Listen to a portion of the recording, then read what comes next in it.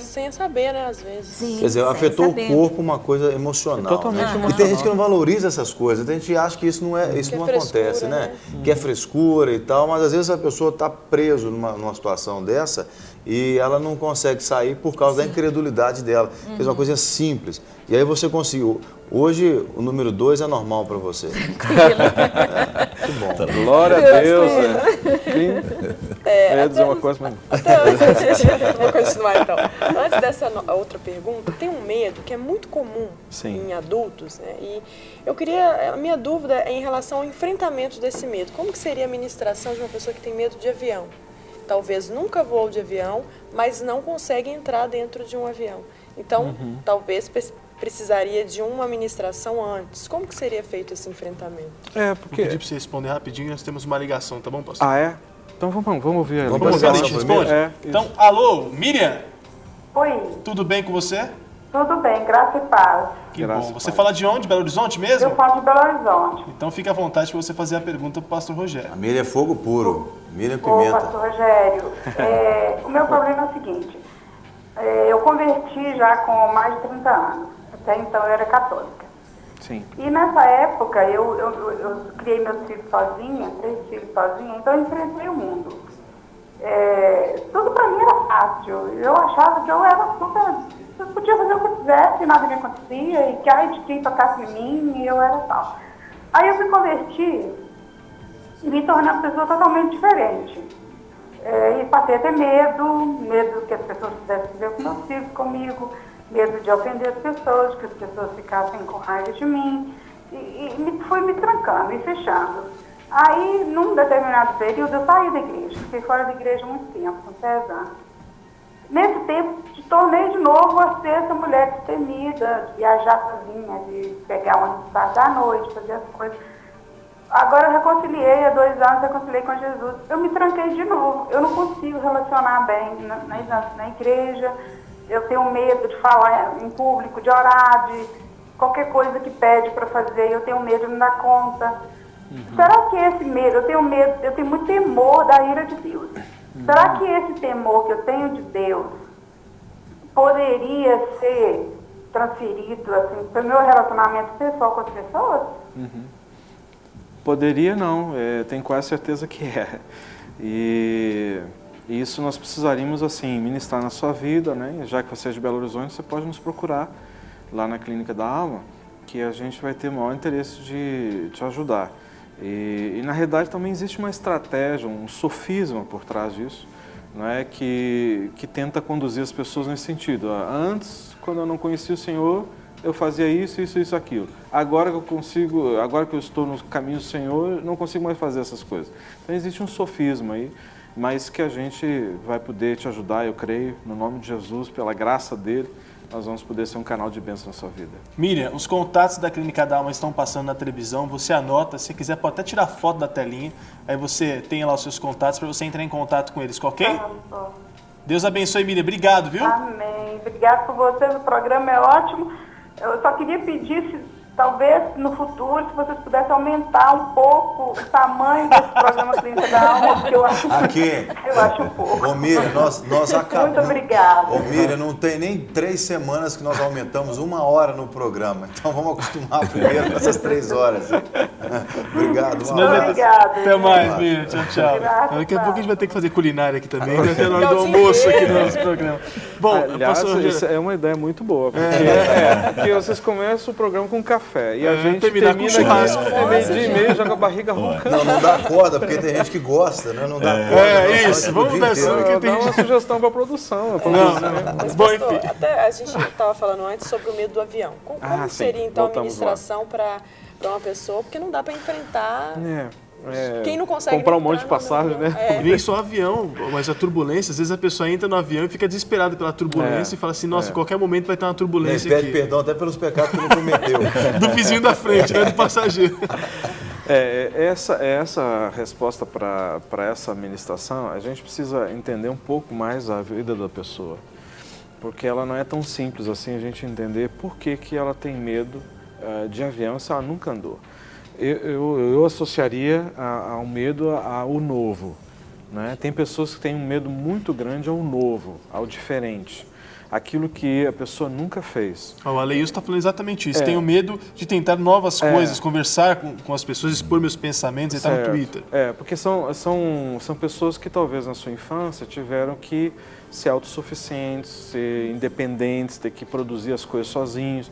Ou seja, muitas vezes os pais não tinham muita paciência de ensinar, de acompanhar, ou pais assim ausentes, não é? Então os filhos tiveram que se virar na vida. Então o que acontece? A pessoa acaba se firmando muito naquilo que ela consegue segurar com as suas mãos, onde ela dá conta. O que foge do seu controle, das suas mãos, vem insegurança, vem medo. Será que eu vou dar conta? Será que eu vou conseguir? São coisas diferentes. Porque tudo aquilo que a gente está acostumado a fazer, você sente mais à vontade. Mas agora quando é algo novo, é um desafio, por isso que essas pessoas têm dificuldade com desafios, projetos que elas nunca fizeram, nunca tentaram, nunca implementaram, então se acham muitas vezes incapazes de fazer. Mas isso é porque tem alguma coisa... Mas vocês não acham que esse medo de avião, por exemplo, poderia ser também por alguma questão de física mesmo? Por exemplo, a pessoa pode ter sofrido talvez uma queda de uma altura e a pessoa tem medo, porque o avião, embora você esteja sentado numa coisa material, que é a cadeira do avião, mas ele está no ar. Então você não tem nada embaixo segurando, teoricamente falando. Então, essa ideia, eu estou aqui solto no ar. E tem a ver porque assim, o índice de acidentes, por exemplo, é maior em ônibus do que em avião. Mas ainda assim é mais fácil a pessoa ter medo do avião do que do ônibus. Por isso que eu digo que a gente tem que ter uma visão mais ampla, né, da vida da pessoa. Porque às vezes o que a gente tem que entender nessa vamos dizer assim, essa vida, ou seja, a nossa função, o nosso chamado de escuta, uma das coisas mais importantes da escuta é você ouvir o que está entre linhas. Ou muitas vezes o que a pessoa não está verbalizando, mas o que está por detrás daquilo que ela está verbalizando. Porque nesses ganchos que a gente chama, aí existem uns ganchos importantíssimos que a gente consegue pescar algumas coisas. Porque muitas vezes a pessoa ela começa a dar volta, o que a gente chama no nosso vocabulário, dar volta no toco e não chega no toco. O problema é o toco. Não é? Mas na verbalização, ou seja, a gente consegue pescar algumas coisas. E isso é tempo de você, assim, graça, óbvio, é graça de Deus, e tempo também de você acostumar o seu ouvido a ouvir algumas coisas que não está sendo verbalizado, mas o coração está falando. Agora, você falou muito de medo aqui, eu fiquei pensando no outro extremo, aquelas pessoas que têm esse espírito aventureiro, né? Normalmente aqueles caras que gostam de esporte radical, o cara pula de qualquer prédio, pula de paraquedas, às vezes até sem paraquedas, se mandar. Esse outro extremo também pode ser algum medo, por exemplo, de ser taxado como medroso, que não é corajoso e a pessoa quer provar alguma coisa para alguém? Será que pode ser uma raiz também de medo, só que ele quer mostrar que ele não tem medo, então ele arrisca, tentando desafiar, você entendeu? Mostrando que tem medo. Muitas pessoas falam assim, eu não tenho medo de nada, né? Você confronta pessoas que falam, não, você tem medo, a gente começa a ver. Esse desafio seu. Uma vez uma pessoa falou comigo assim, eu desafio uma coisa, porque antes que a pessoa pense que eu tenho medo, eu vou desafiar para mostrar para ela que eu não tenho, mas no fundo eu tenho. Você entendeu? Então ela tenta fazer aquilo para mostrar para as pessoas que ela é corajosa. Ou ela foi taxada desde pequeno de mais forte, corajoso, foi colocado para você é corajoso, você é forte, você faz isso. Então ela colocou aquilo na mente e trouxe aquilo, né, para a fase adulta e virou um aventureiro, porque foi colocado na mente dele que ele é assim, aí ele assumiu aquilo. E muitas vezes o desafio é a questão do medo. Fala que não tem medo? Tem.